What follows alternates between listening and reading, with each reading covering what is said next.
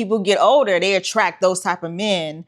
But really, that's a toxic behavior. Like if you're trying to break something from that, but it's familiar, that's what, you know, you grew up with. That's what we grew up with. We're familiar with the fast money, the fast cars, the men with the chains, the women that's hustlers. So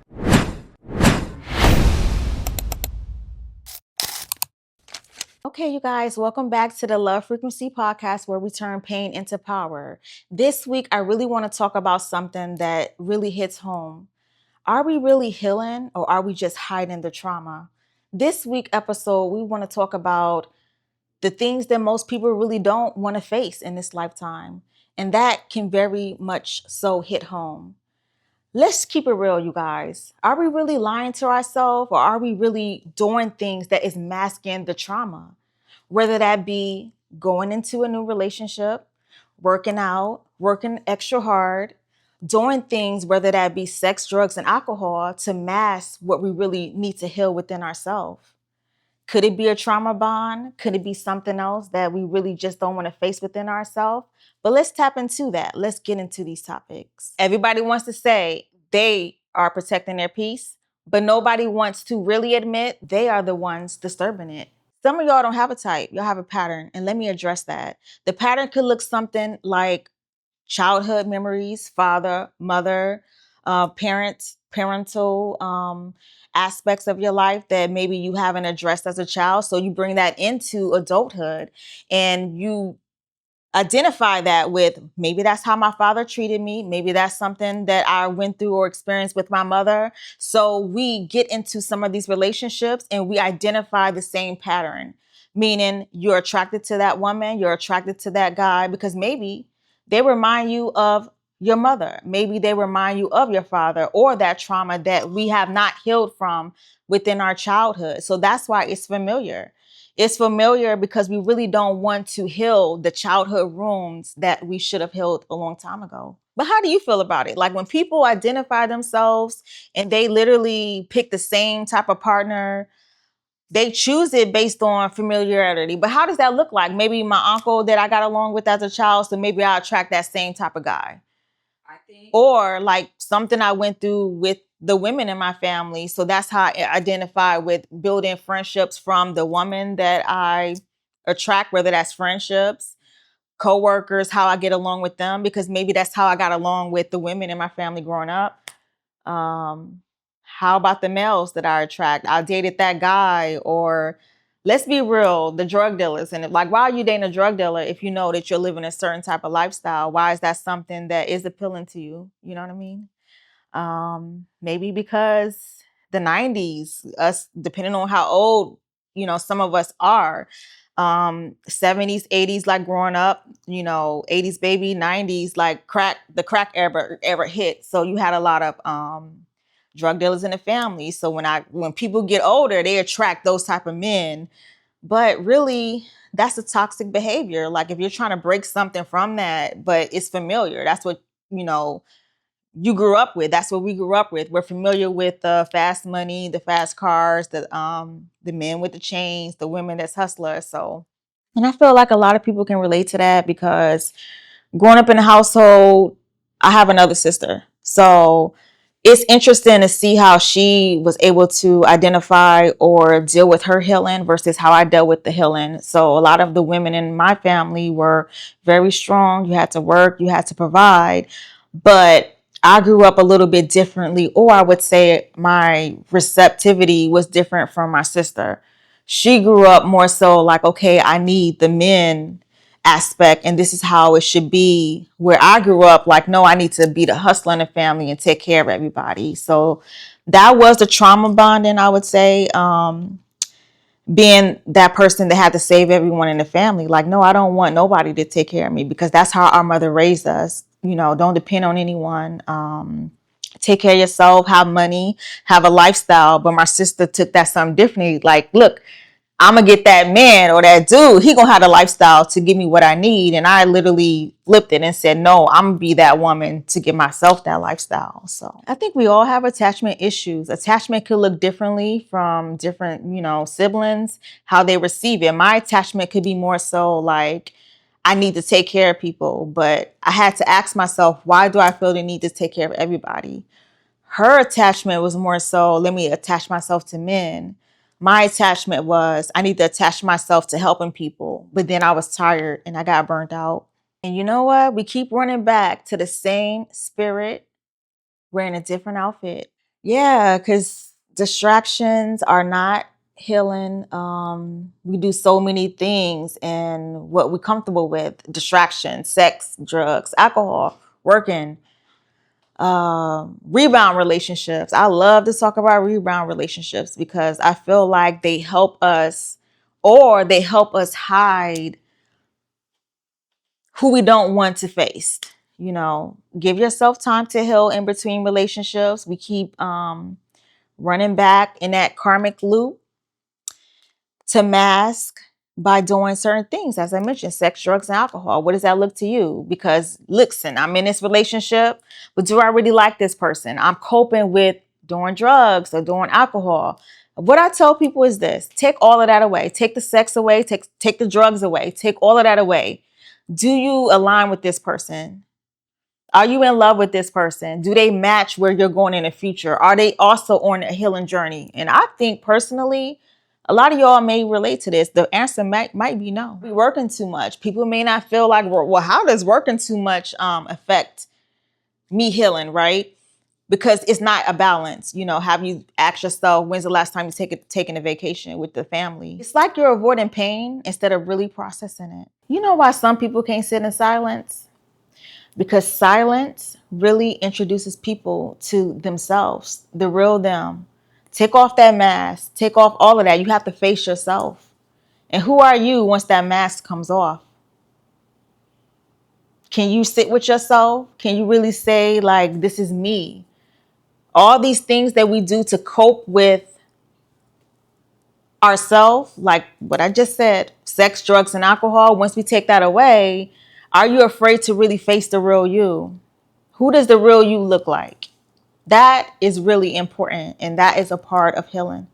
You know what, you guys, I'm gonna be real with you. What really made me start, the Love Frequency podcast is because I kept repeating cycles. And it wasn't until my mother passed away was when it really hit home.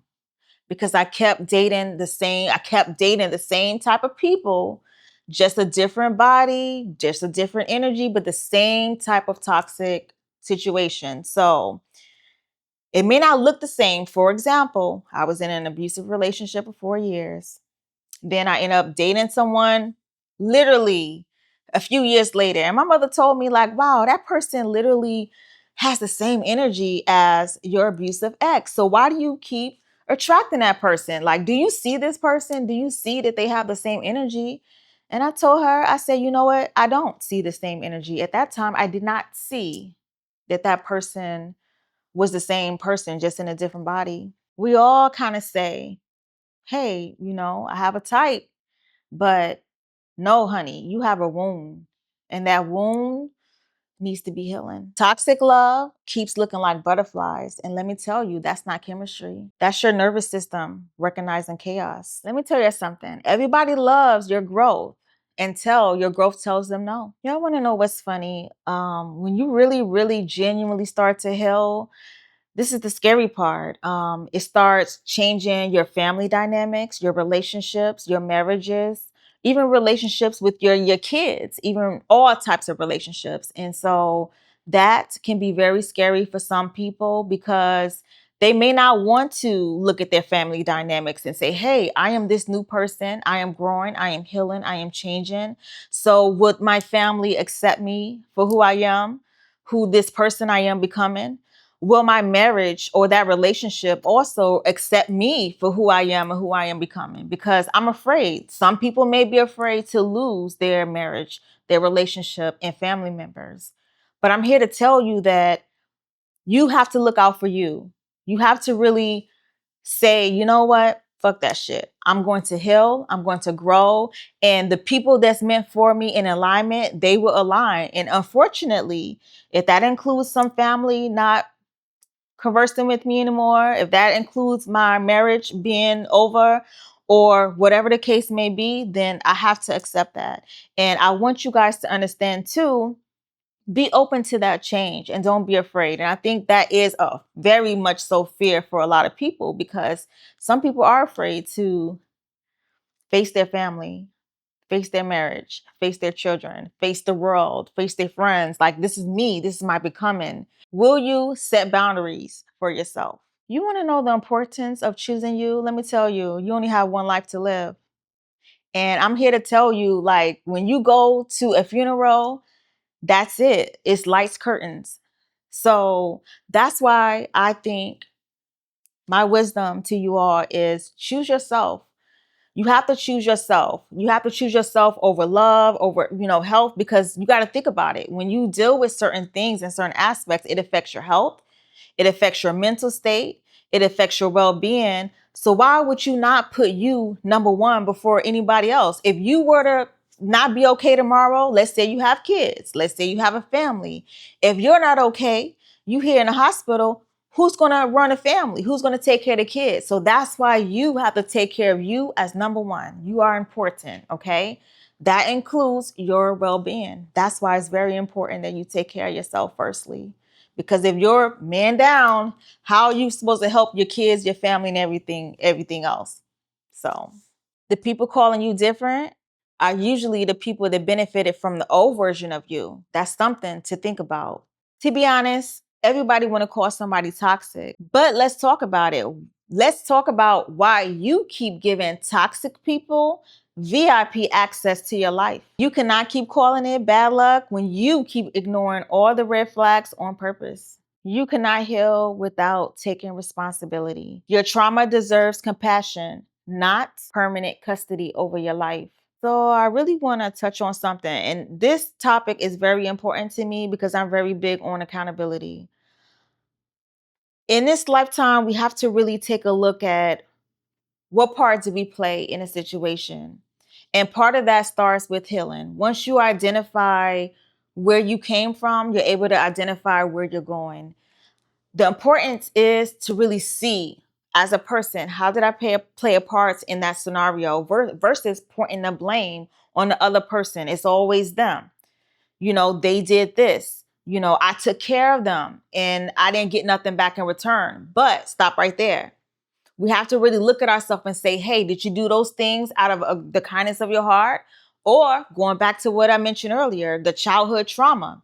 Did you do that because you felt like you had to take care of everybody else? So you felt like, okay, in that relationship, using that as an example, you got into that relationship, you decided, hey, I'm going to be the independent person in that relationship, taking care of everything, taking care of all the bills. But deep down inside, you really wasn't happy. You really was upset or pissed off that you're the one that have to do everything. Stop right there. That is not necessarily taking accountability. You have to ask yourself, why did I want to take care of or be the independent person? Don't put the blame on the other person, because guess what?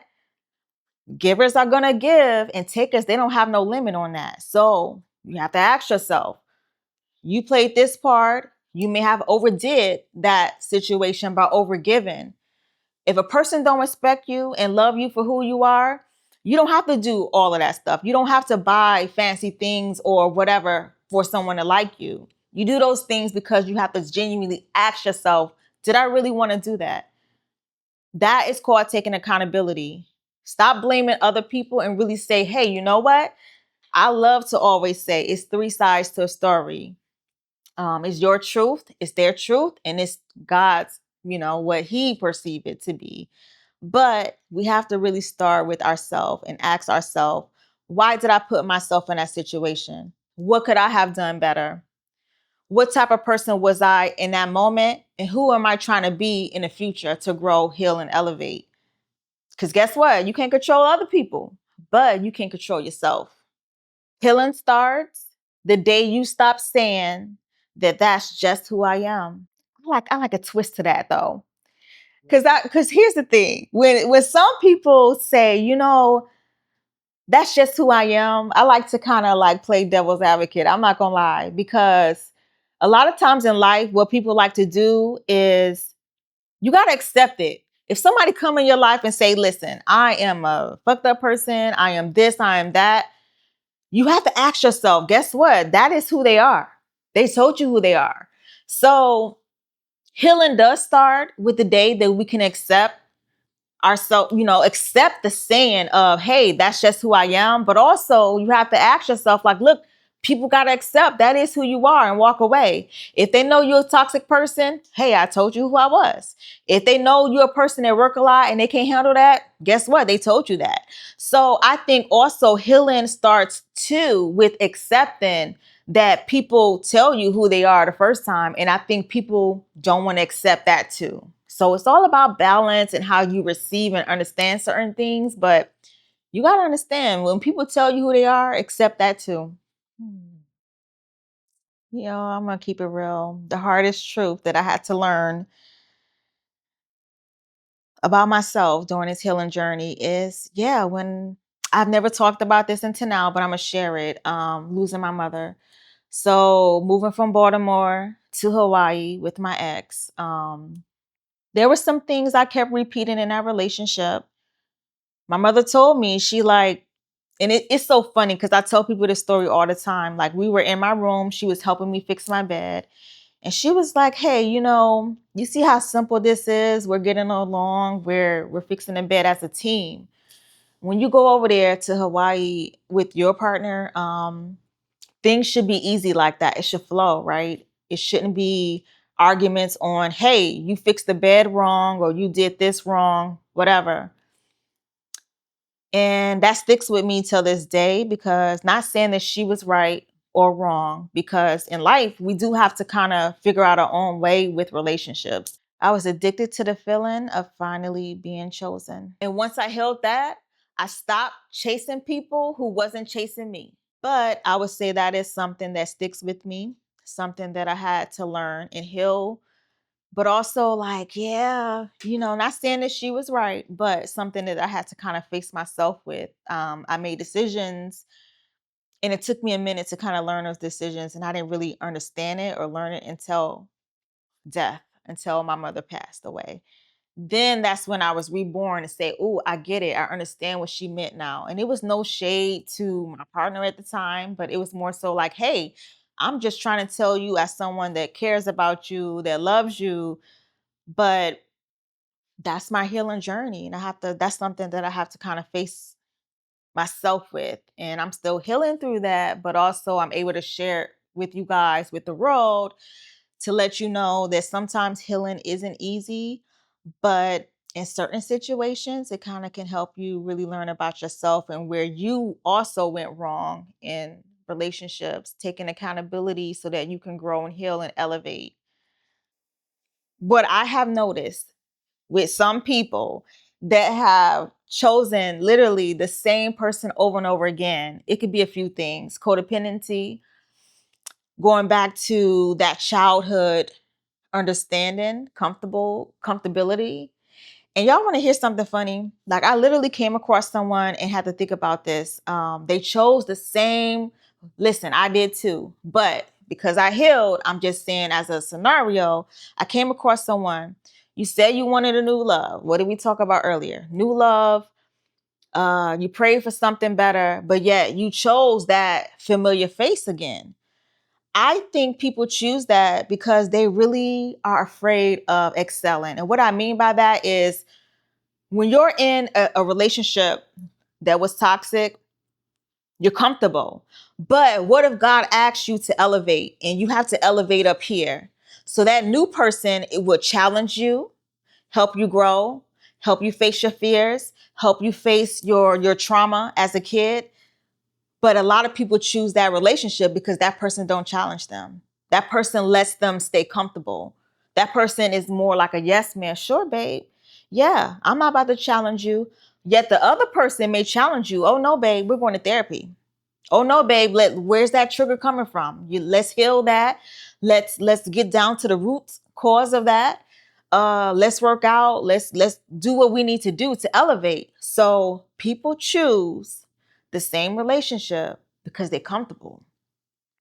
If that new relationship said, I'm not accepting that, oh, you're challenging me. You're challenging me to be the real me, I guess, because remember that mask that a lot of people like to hide behind. They don't want to take that mask off. They don't want to be the real version of themselves that God is asking them to elevate to be. That relationship came into your life that you prayed on. You chose the other relationship because that one lets you cruise. The other one, no, we ain't cruising, baby. We cruising, coasting, driving, flying, whatever.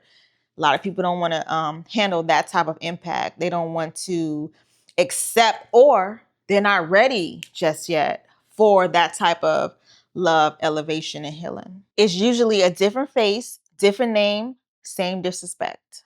At some point, you got to stop saying all men are the same and all women are the same and ask yourself why the same spirit keeps feeling like home. You know what scares people about healing? Healing may make you realize the person you've been praying for can't come into your life because you keep making room for the person you should have let go. All right, y'all. Now here comes the uncomfortable question.